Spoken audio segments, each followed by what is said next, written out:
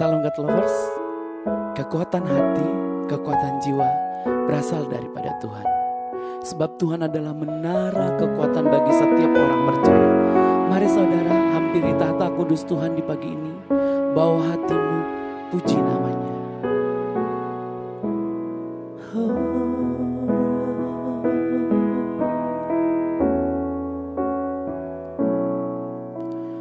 Kuasa-Mu nyata di dalam kelemahanku, kekuatan-Mu menopang seluruh hidupku. Dari mana datang pertolonganku? Hanya Yesus pertolonganku. Engkaulah sumber kekuatan hatiku, tempat persembunyianku. Engkau penolong di saat susahku, tempat perlindunganku. Kau menara dan perisai di hidupku. Haleluya. Kau menara kekuatanku, Tuhan. Kuasa-Mu nyata di dalam kelemahanku, kekuatan-Mu menopang seluruh hidupku. Dari mana datang pertolonganku? Hanya Yesus pertolonganku. Engkaulah sumber kekuatan hatiku, tempat persembunyianku. Engkau penolong di saat susahku, tempat perlindunganku. Kau menara dan perisai di hidupku.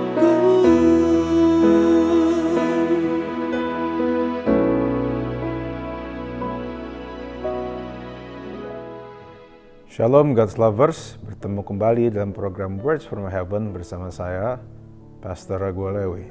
Hari ini saya akan bicara tentang sebuah prinsip firman Tuhan yang sangat penting yang berjudul tak terlihat bukan berarti tidak penting.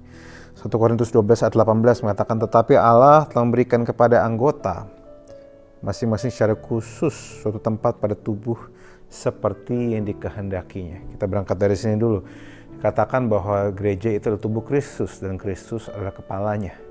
Kita diidentifikasikan sebagai tubuh. Dan seperti yang kita tahu bahwa setiap tubuh itu punya fungsi yang berbeda-beda. Tangan punya fungsi yang berbeda dari kaki, kaki punya fungsi berbeda daripada bahu. Tuhan tahu hal itu dan Tuhan tidak masalah. Dan disinilah kita menyadari bahwa Tuhan tidak masalah dengan perbedaan karena Dia sendiri memberikan perbedaan itu. Dan kita juga perlu mengerti bahwa memang adalah kehendak Tuhan bahwa setiap anggota tubuh masing-masing secara khusus ditaruh tempat yang sesuai dikehendaki Tuhan. Maka dari itu jangan heran saudara, di dalam setiap kepentingan kita, setiap kehidupan kita akan menyadari ada banyak rekan-rekan kita yang punya kuasa pemikiran dan kemampuan yang berbeda-beda. Especially ini dalam tubuh Kristus, itu di dalam gereja Tuhan. Nah, Tuhan tidak pernah punya isu dengan perbedaan. Tapi isu terbesar Tuhan adalah jika kamu menganggap yang satu lebih tinggi dari yang lain. Banyak orang merasa bahwa pelayanan yang terlihat ada pelayanan yang lebih penting. Padahal seperti kita tahu, hanya karena tidak terlihat bukan berarti tidak penting. Ayat 21 bilang, jadi mata tidak dapat berkata kepada tangan, aku tidak membutuhkan engkau, dan kepala tidak dapat berkata kepada kaki, aku tidak membutuhkan engkau. Ayat 22 mengatakan, malah justru anggota-anggota tubuh yang nampaknya paling lemah yang paling dibutuhkan. Pernah saya beberapa kali pelayanan di satu gereja. Dan gereja ini gereja yang cukup megah, tempatnya baik, tetapi masalahnya mereka menganggap remeh beberapa hal. Yaitu nomor satu, mereka menganggap remeh orang-orang dari sound engineer atau sound system. Dan mereka menganggap remeh orang multimedia. Setiap kali saya lihat banyak gereja, saya menemukan bahwa orang-orang sound engineer, orang-orang broadcast, orang-orang multimedia adalah orang-orang yang paling terkesan, maaf ya, dianggap remeh di gereja. Sedangkan orang-orang yang worship leading, berkhotbah, seakan-akan dianggap di posisi kasta yang lebih tinggi. Tapi izinkan saya memberikan perspektif sebagai seorang pengkhotbah yang dimuter di mana-mana. Menurut saya secara pribadi, seorang sound engineer mungkin adalah partner terbesar dari seorang pendeta yang mengkhotbahkan firman. Partner terbesar dari para worship leader. Partner terbesar dari para pelayan mimbar. Multimedia juga seperti itu, saudara. Saudara bisa bayangkan kalau orang-orang Anda anggap kecil dan tidak berharga ini ngambek. Saya pernah ada di satu gereja di mana orang soundnya tidak melakukan yang sebagian seharusnya, sehingga saya kesulitan untuk berbicara karena suara saya di ruangan itu bergaung ke sana kemari. Itu yang terjadi. Padahal saudara tahu nggak bahwa firman Tuhan bilang iman timbul dari pendengaran akan firman Kristus. Sekarang gimana iman mereka mau bertumbuh kalau mereka tidak bisa mendengar dengan jelas? Maka sudah waktunya menurut saya Anda tidak datang ke gereja ini sebagai sultan, merasa mungkin pelayananmu lebih tinggi dari yang lain. Tapi kamu harus mengerti bahwa hanya karena tidak terlihat, nggak berarti itu nggak penting. Orang-orang sound, orang-orang multimedia, orang-orang berdiri di belakangnya urus konsumsi. Mungkin mereka tidak terlihat, mungkin pelayanan mereka tidak bombastis. Tapi saya berani yakinkan, tanpa ada pelayanan-pelayanan seperti itu, maka dampak dari pelayanan saya, yang katanya sering di mimbar, tidak akan besar. Tidak akan semaksimal seperti biasanya. Tidak akan dihormati seperti biasanya. Makanya saya selalu menganggap orang-orang sebenarnya orang-orang yang saya hormati, orang-orang yang saya kasihi. Dan bahkan justru menurut saya, orang-orang ini adalah orang-orang yang perlu diberikan penghormatan khusus. Anda yang mendengar ini di gerejamu dimanapun Anda berada, Anda perlu datang pada mereka dan bilang, hey, kerja bagus hari ini. Terima kasih ya. Jelas orang-orang yang melayani itu, mereka melayani dengan tulus, mereka nggak hitung-hitungan.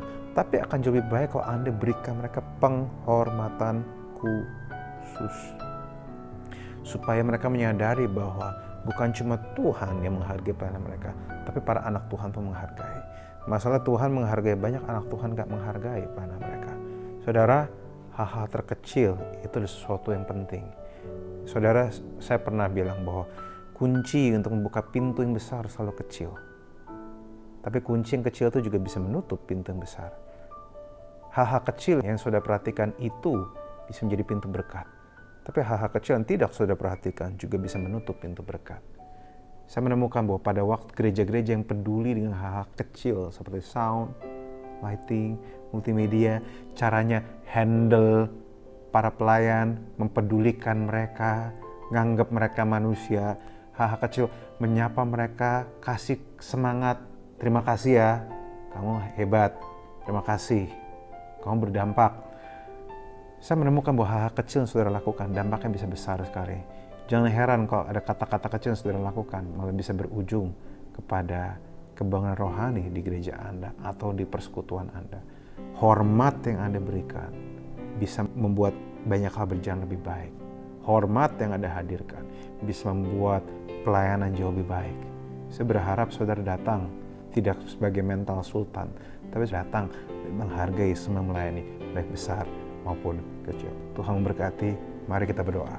Tuhan, biarlah hal-hal ini menjadi sebuah pengertian yang baik bagi setiap anak-anak-Mu. Bila kami datang dengan mental yang baik, kami tidak merasa diri lebih tinggi dari yang lain, tapi kami berikan penghormatan khusus pada setiap orang melayani, walaupun mungkin di mata dunia terkesan kecil. Biarlah kami melihat seperti Engkau melihat kami. Terima kasih Bapa, dalam nama Yesus. Amin. God's lovers, Anda diharapkan membagikan link YouTube renungan ini pada saudara, kerabat, dan teman. Terima kasih. Tuhan Yesus memberkati.